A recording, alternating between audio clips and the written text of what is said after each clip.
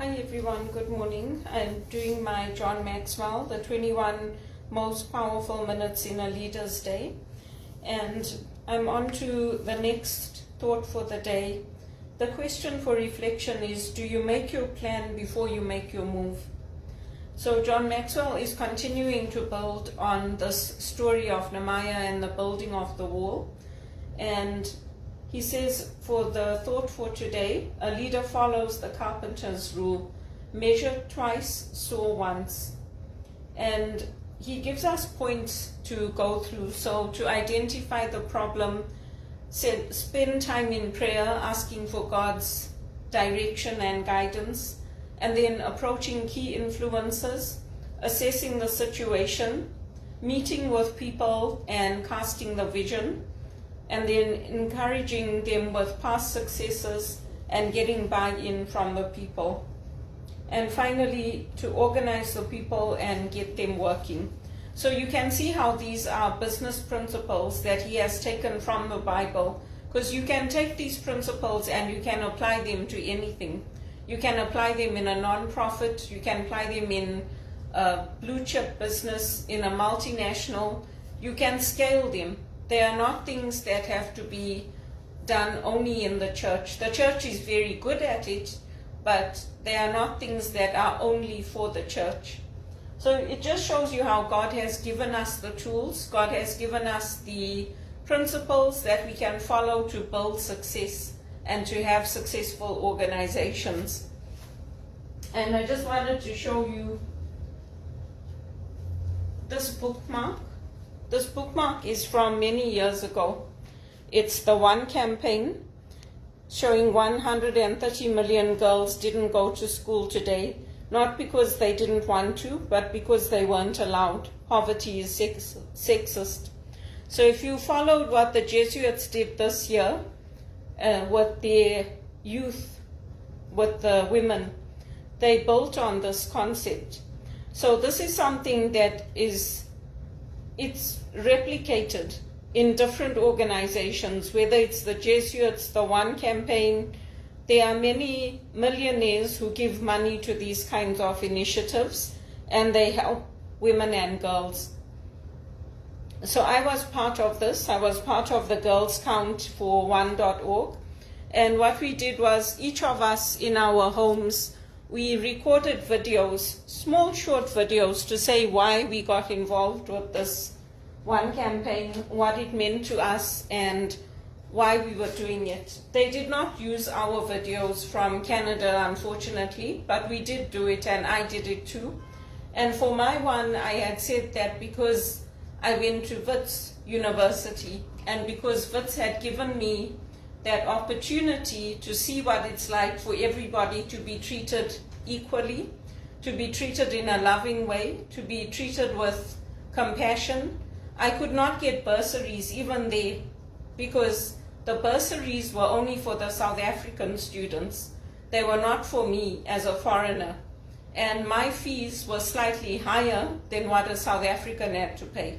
So I had to work and study. I worked at the libraries. I worked at Robarts Library. I was handling books that were precious, very old books, books that had to be bound, put together. Some of them had to be glued. Sometimes I just had to wipe them down and put them back. I helped the students coming into the library. I helped the lecturers, the professors, and I used to work the late shift. I used to work late at night, and then the security guards used to walk me home. But I never felt unsafe, even though we did have some crime on campus, because I always trusted the security guards, and I always knew that they were there with me. The one time I did get attacked in South Africa, it was when I was coming home from my Arthur Murray dancing. And unfortunately, just from the car park to my residence, just as I got in, I pressed the code for my door. And just as I opened the door and came in, this guy attacked me. And he tried to grab my bag, and there was nobody there. I was screaming, and I hit him, and I grabbed my bag, I went inside, and I slammed the door shut.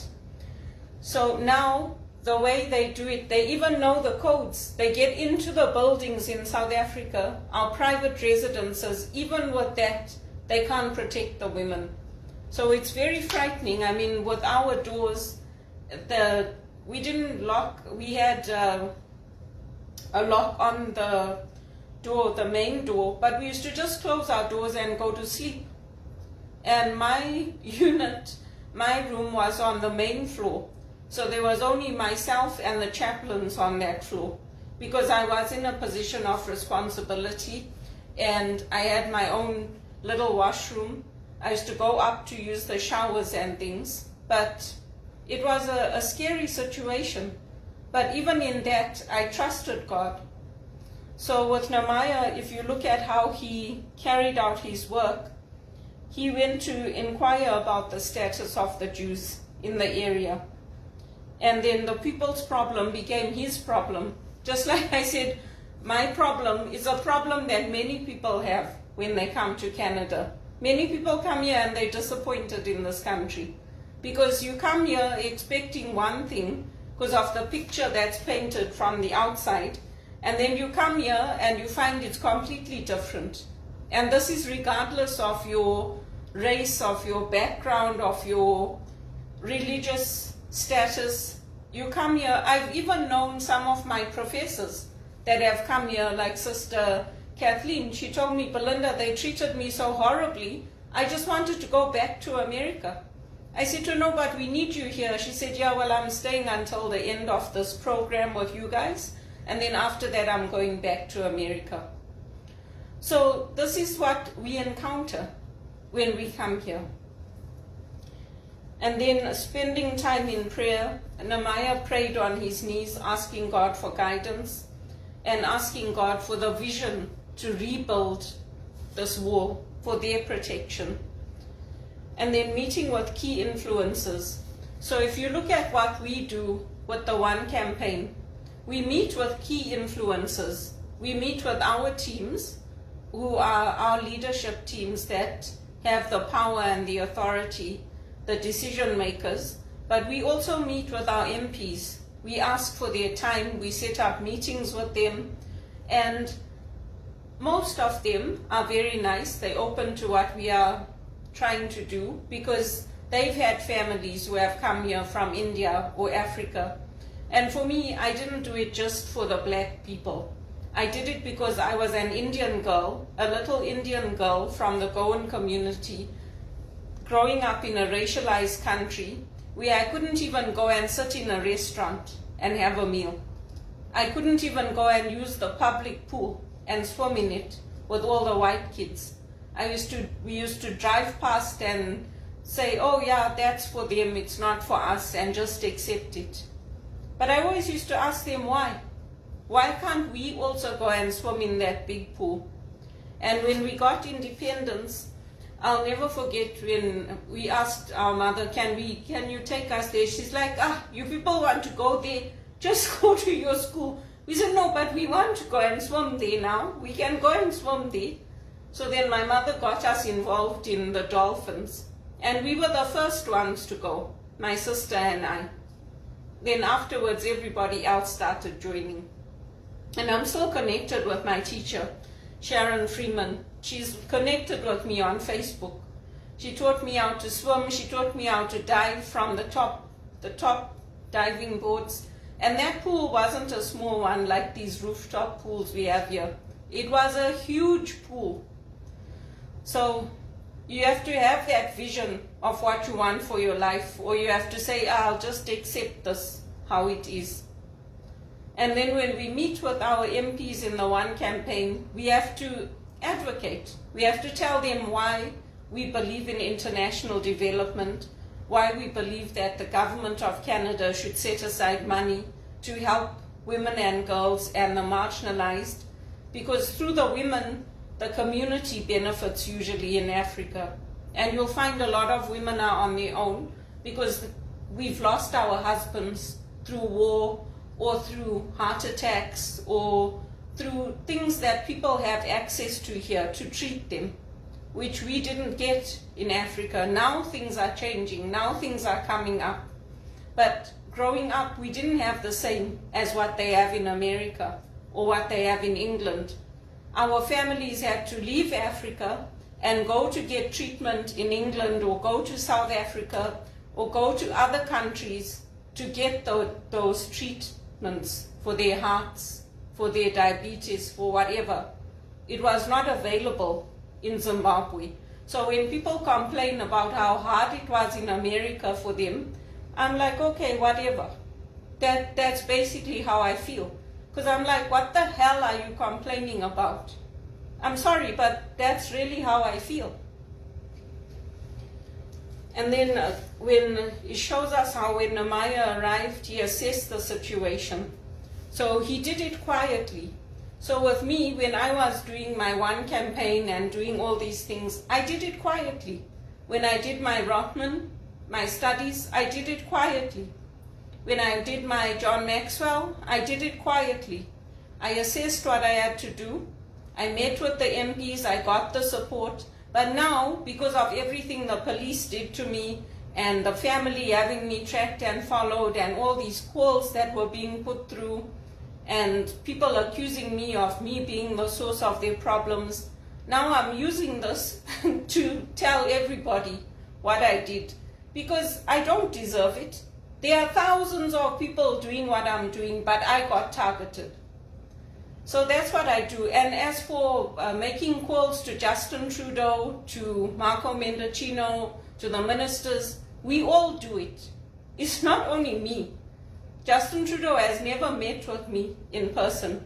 There are people in the one campaign that Justin Trudeau and Pierre Poilievre have met with.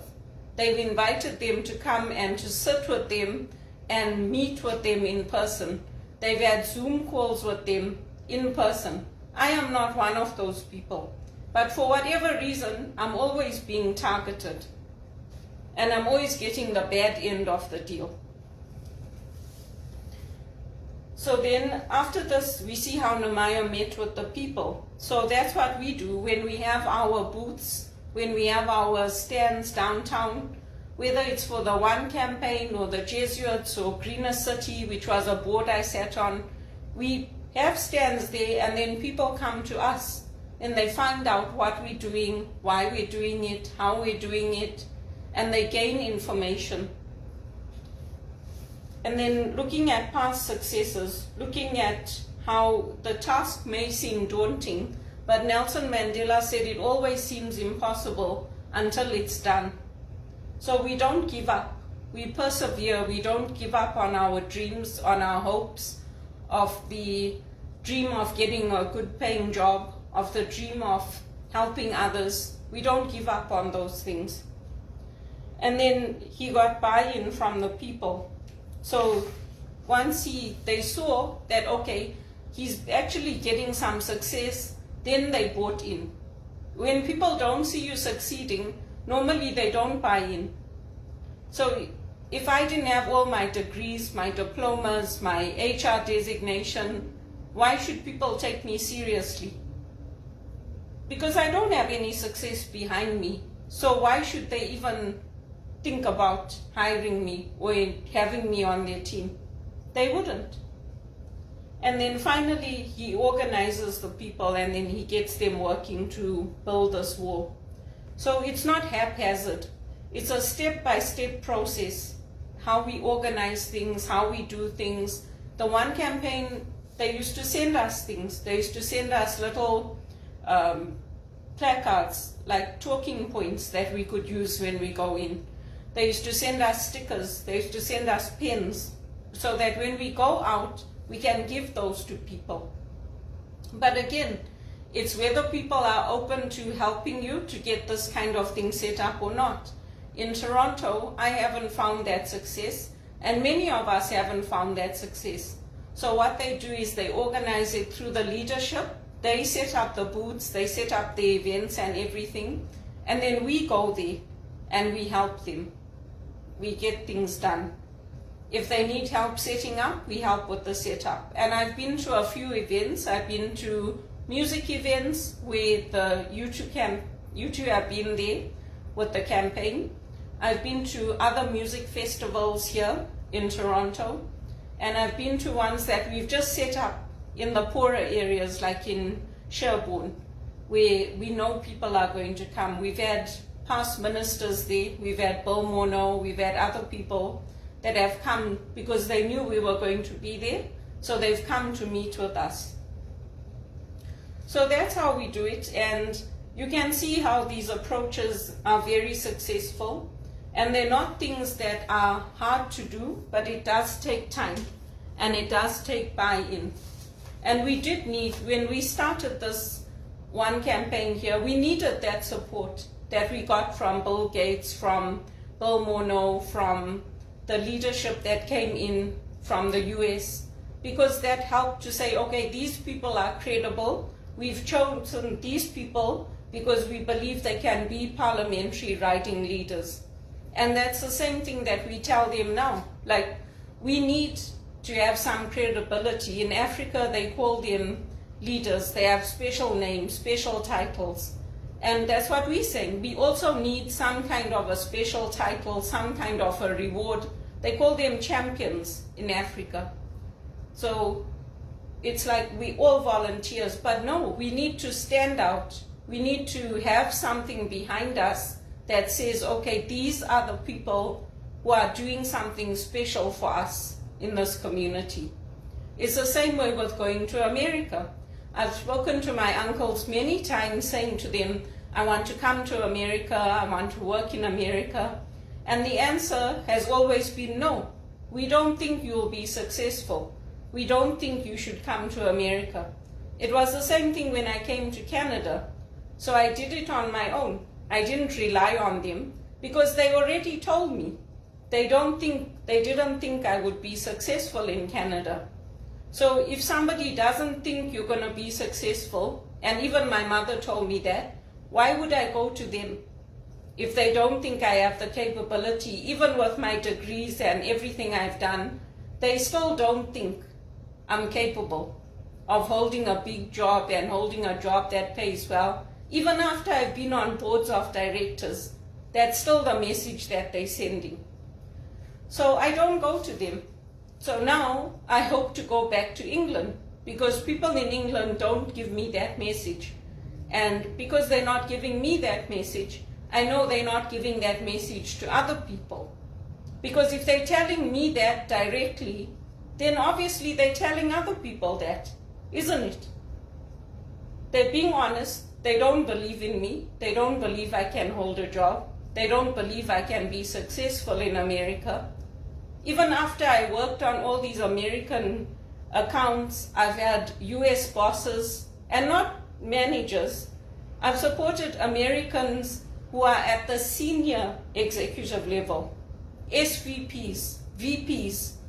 I've been a part of their leadership team. But even with that, they're still telling me they don't think I can do it. So when you're going to people, you have to also know who you're going to. You don't want to be going to people that are going to keep feeding that message into you. You want to go to people who can look at you, look at what you've achieved, what you've accomplished, and help you to build on that. And people who see your sacrifices. People who see that, okay, you know what, she used to go to visit her sister. She used to walk if she had to, from the GO station in Milton to their house. She's made trips to America. She's gone for Christmases. She's made time for the family. You have to look at people like that, not people who are going to say, oh, you can't do it. Because you're not going to help yourself. And that's why now I'm focusing on going back to London, because I like London. And that's where I want to be. That's where I want to work.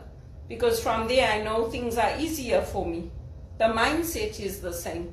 Not the mindset of the Americans. The money is not the only thing, but it's important.